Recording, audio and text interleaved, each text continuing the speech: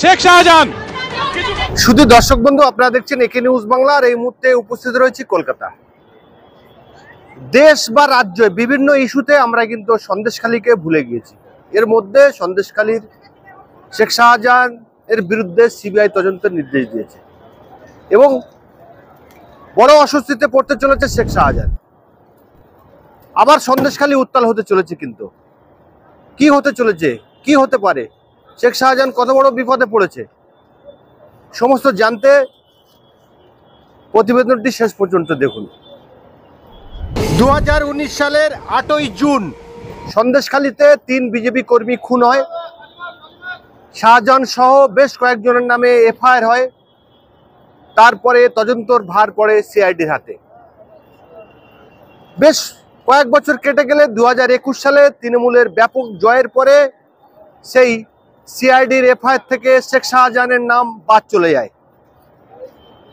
তারপরে ঠিক তার 3 বছর অর্থাৎ 2024 সালে শেখ শাহজাহানের বাড়ি ইডি রেড করতে যায়।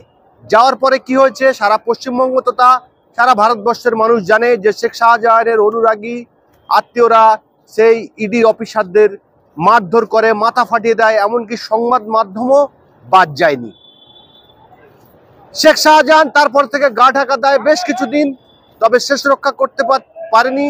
সাঁড়াশি চাপের মধ্যে শেখ শাহজাহান আত্মসমর্পণ করতে বাধ্য হয়।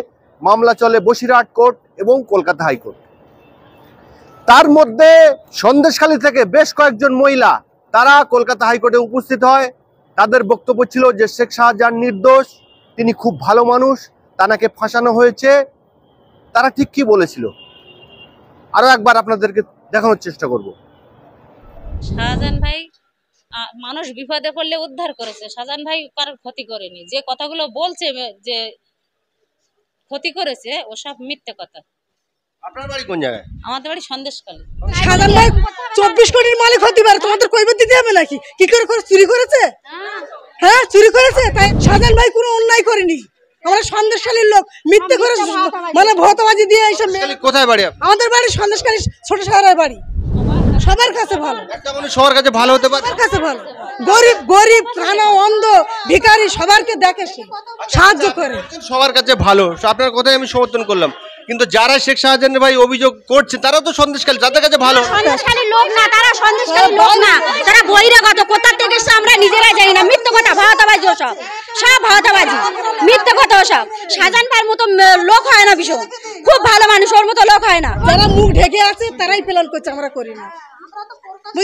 আজকে যে লোক মেয়েগুলো বলে গেছে সন্দেশখালীর মেয়েরা না, ওই মেয়েগুলো বলে গেছে, মুখ ঢেকে বলে গেছে যে আমরা কোনোদিন দেখিনি ওই মেয়ে, আমরা কোনোদিন দেখিনি। এটা থানা বড় এলাকা, সন্দেশখালী হোক, আমরা সন্দেশখালী টুয়ে আমাদের প্রমাণ দিয়ে কথা বলছি। ওরা সব প্রমাণ দিয়ে কথা বলে, আমাদের আই কার্ড আধার কার্ড সব দিয়ে আমরা কথা বলছি শাহজাহান ভাইয়ের বিরুদ্ধে। এরকম মুখ ঢেকে আমরা কথা বলছি না, রোজা থেকে সত্যি কথাটাই বলে যাচ্ছি। শাহজাহান ভাই কোনো অন্যায়, আমরা বিচার চাই শাহজাহান ভাইকে, যাতে আমরা মানে ছাড়া দিয়ে, যেমন কাছে জানাচ্ছেন আমরা এখন যেখানে দ্বারস্থ হয়েছে, কোর্টের দ্বারস্থ হয়েছে, সেখানেই আমরা মানে বিচার চাইছি যে ভাই নির্দোষ যেন ভাইয়ের জন্য ছাড়া হয়। মিথ্যা সবসময় মিথ্যার জয় আর সত্যের পরাজয়, কিন্তু একদিন না একদিন বিচার একদিন হবে। সত্য সত্য সামনে আসবে, মিথ্যা মিথ্যা চেপে যাবে। মিথ্যে কথা সব, মিথ্যে ভাওতাবাজি, মিথ্যে কথা সাজানো। হ্যাঁ হ্যাঁ, আমি নিজের সব জায়গায় রিপোর্টিং করে এসেছি, জানেন। আমি সব জায়গায় মিথ্যে কথা বলে, তারাই টাকা খাওয়ার জন্য এইটা করছে। মিডিয়া সিডিয়ার টাকা খাওয়ার জন্য এইটা করছে। পয়সা খেয়ে এসেছি কখনো না, আমরা পয়সা কেন, মিডিয়া সিডিয়ারে পয়সা খাচ্ছেন। সরুন, আর কথা বলবো না। আর ওই যে সন্দেশখালীতে মুখ ঢাকা দিয়ে এসে জবাব দিচ্ছে, এসব গুলো কি কোথার লোক? সব একটা অটো চালক 100 কোটি টাকার বিল্ডিং সব তো ভাড়া করা নেই, এখানে দালালি করছে। এই যে ভাই ধর্ষণ করেছে, এগুলো প্রমাণ কি? সে তখন 4 কোটি টাকার মালিক হতে পারে, 100 কোটি টাকার মালিক হতে পারে। আমাদের পয়সা দেয়নি, আমাদের পয়সা দেয়নি। যাদের পয়সা দিয়েছে তারা মুখ ঢাকা দিয়ে কোর্টে সাক্ষী দিতে আসছে। মানে আর ক্ষমতা ভাবতে পারেন? এই শাহজাহান জেলে বসে বসে এখানে 300-200 মহিলা পাঠাচ্ছে, যে গিয়ে কোর্টে বলো যে তোমাদেরকে জোর করে লেখাচ্ছে। নিয়ার অ্যাবাউট 700 লোকের আমি এফিডেভিট নিয়েছি। সেখানে 100-র উপরে তো আছে মহিলাদের সেক্সুয়াল অ্যাসল্টের মামলা, তারপরে ল্যান্ড গ্র্যাবিং এর মামলা। কেন আমি পরিষ্কার যা পিকচার আছে সন্দেশখালীর, যা মহিলাদের সঙ্গে অত্যাচার হয়েছে। আরে ভাবতে পারেন একটা ইনসিডেন্ট শুধু আমি পড়লাম 100 ইনসিডেন্ট যে মহিলাদের আছে তার মধ্যে শুধু একটা পড়েছি যেখানে একটা মহিলাকে 13 দিন কন্টিনিউয়াস রেপ করা হয়েছে পার্টি অফিসে রেখে টিএমসি। ঠিক আছে, একবার রেপ করার পরে 5 জন রেপ করেছে একদিন, তারপরে নেক্সট দিন ওকে ছাড়েনি, তারপরে ওর বাবা আর হাজবেন্ড সবাই গিয়ে হাত পা জুড়েছে, 13 দিন পরে ওকে ছেড়েছে। তারপরে বলছে শুধু 42টাই কেস আছে শাহজাহানের এগেনস্টে। তারপরে শেখ শাহজাহানের বেশ কয়েকটি মামলাতে জামিন পেলে শেখ শাহজাহানের অনুরাগীরা ভেবেছিল যে শেখ শাহজাহান, আমরা বলতে শুনেছি যে শেখ শাহজাহান ভাই খুব তাড়াতাড়ি ছাড়া পেয়ে যাবে, অর্থাৎ তিনি জামিন পেয়ে যাবে।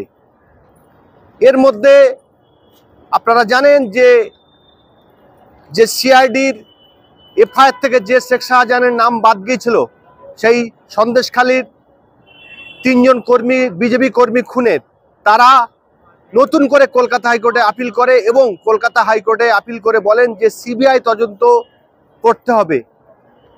সেই 3 বিজেপি কর্মীর আত্মীয়দের আবেদনকে মান্যতা দিয়ে কলকাতা হাইকোর্টের সিঙ্গেল বেঞ্চ সিবিআই তদন্তের নির্দেশ দেন।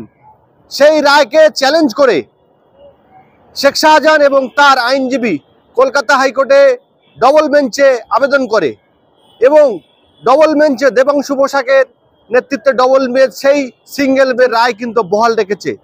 অর্থাৎ শেখ শাহজাহানের বিরুদ্ধে সন্দেশখালীতে সিবিআই তদন্ত হবে।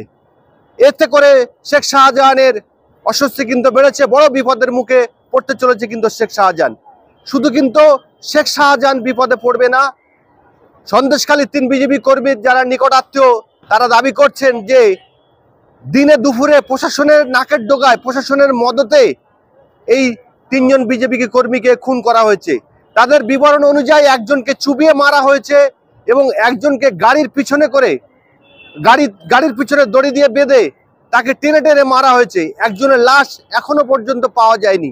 অর্থাৎ তারা দাবি করছে যে প্রশাসনের বড় বড় কর্তারা এই মার্ডারের পিছনে জড়িত রয়েছে, তারা কার্যত ধামাচাপা দিয়েছে।